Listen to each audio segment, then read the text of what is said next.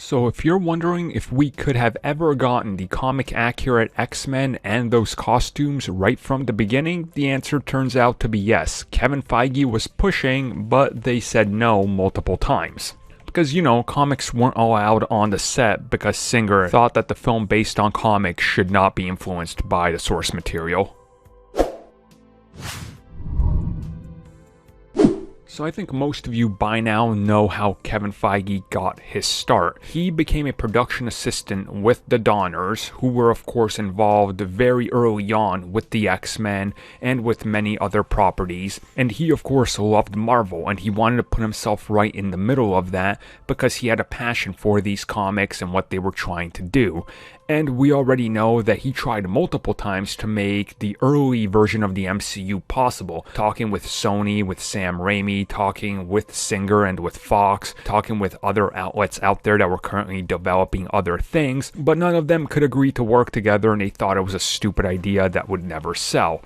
So he went back to X-Men, and in the start of production of X-Men 1, he walked in there and saw what they were doing with those suits. Those black leather suits that they have.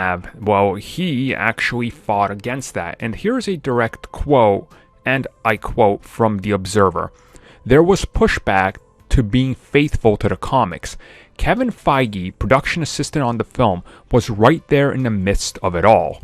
He didn't have any big of a voice back then, but he was careful and faithful about the characters and reminding us, hey, you can do that, but here's what the characters come from, here's what they look like, here's what their powers started, and here's where they're from. So keep that in mind as you go do that." So you sort of start to understand how he couldn't really speak up at the time. Again, he was like right out of school and they're tossed into this and kind of just looking at it and being a big fan and then seeing their costumes. Obviously you go, wait a second, we're starting production on this in the late 90s, and literally the X-Men, their most well-known versions right now in the comics, and that would go on to define what the X-Men would be known for, with that look, and then the X-Men the Animated Series is literally ending, and you're going, so why can't they look like that?